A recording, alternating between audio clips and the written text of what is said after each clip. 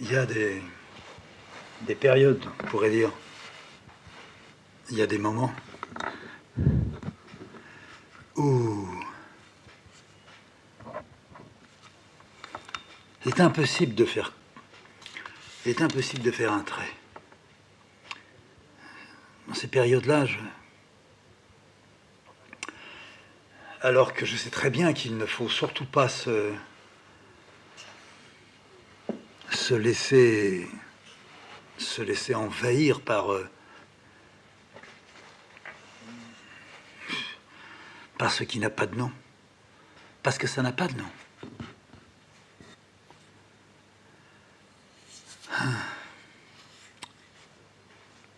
Alors j'insiste ou je me lève.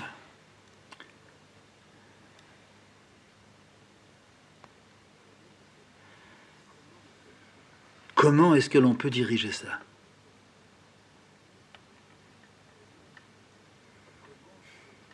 Comment ce qui semble n'être qu'une des fonctions principales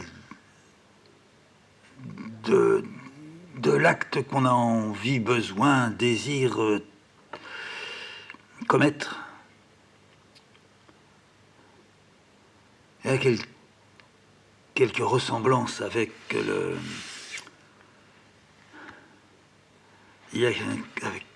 avec l'acte répréhensible.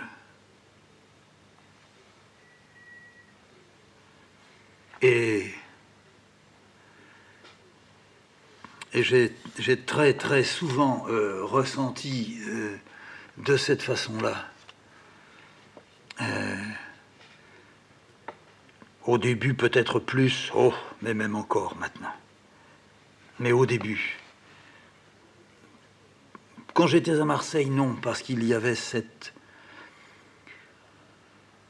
apparente jeunesse. Il faut quand même dire que quand j'avais 23-24 ans, j'étais jeune encore. Et une telle fraîcheur, et je venais de rencontrer, de découvrir, je pourrais peut-être dire aussi de commencer à imaginer, encore que je me sois rapidement méfié de moi. Mais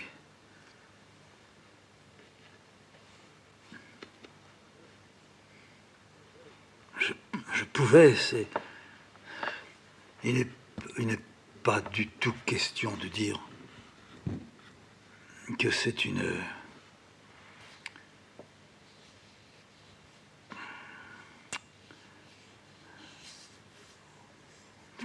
grande découverte, mais pour moi pourtant c'en était une, que de pouvoir à un moment de ma vie prendre une feuille de la couleur, de l'écraser avec mes doigts ou pas, et de m'intéresser, et que la couleur s'intéresse aussi à moi, qu'il y ait pour la première fois de ma vie la notion acceptée du mariage. Je sortais d'une période telle où la grande déchirure avait eu lieu, n'est-ce pas? La guerre était une grande déchirure. Ce que j'avais traversé, ce que j'avais vu, je n'étais pas du tout sorti intact et je n'étais pas sorti plus fort. La guerre vous désespère. Ce n'était pas tellement la misère que j'avais croisée que l'immense crime que j'avais vu dans les yeux. Et voilà qu'avec une petite feuille de papier grande comme une main, le monde pouvait venir à nouveau. Qu'avec un crayon mal taillé, dont j'ignorais qu'il y avait des intensités dans les crayons, qu'il y avait des lettres et des chiffres qui les caractérisaient, qu'avec quelque chose d'aussi simple que ce que l'on peut tendre à un enfant, je venais de me décider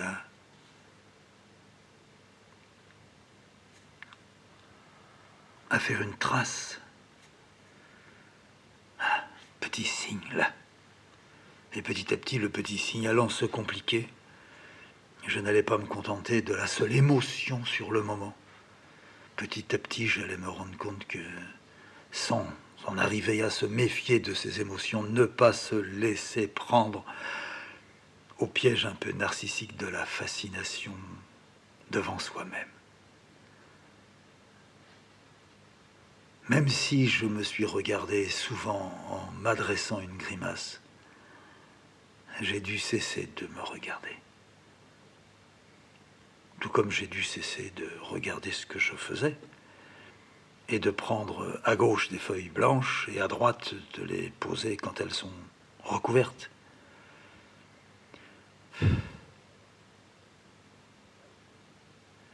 Qu'arrive-t-il? Qu'arrive-t-il quand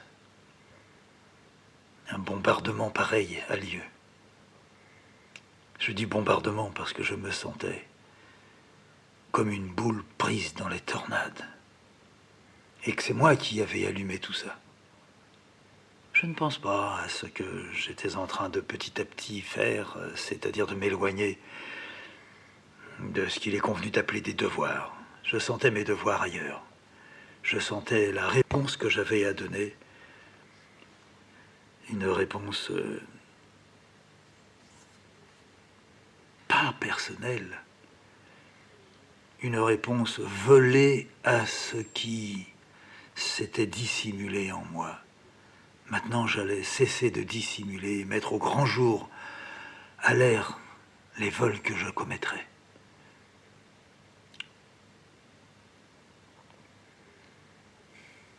Un sentiment nouveau d'une morale interne. Plus tard, j'allais entrevoir, à travers un mot beaucoup plus, d'abord ignoré de moi, et recouvrant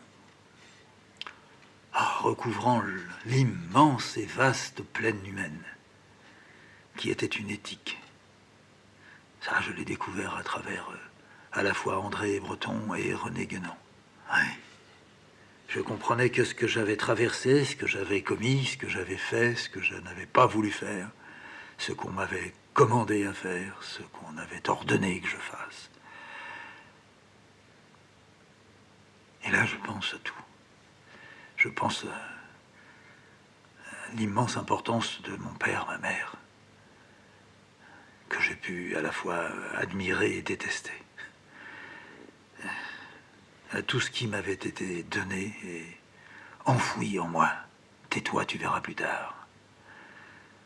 C'est un peu ce qu'on nous disait de tous les côtés. Je suis arrivé au plus tard. Je m'y suis présenté plein de coups de bosse. Un peu de sang aussi, oui. Du sang sur les mains, puis du sang sur moi, du sang à moi. Avec ça, avec un programme comme celui-là, dire je vais faire. Non pas je vais essayer, et puis j'arrêterai. Si je commence, j'irai.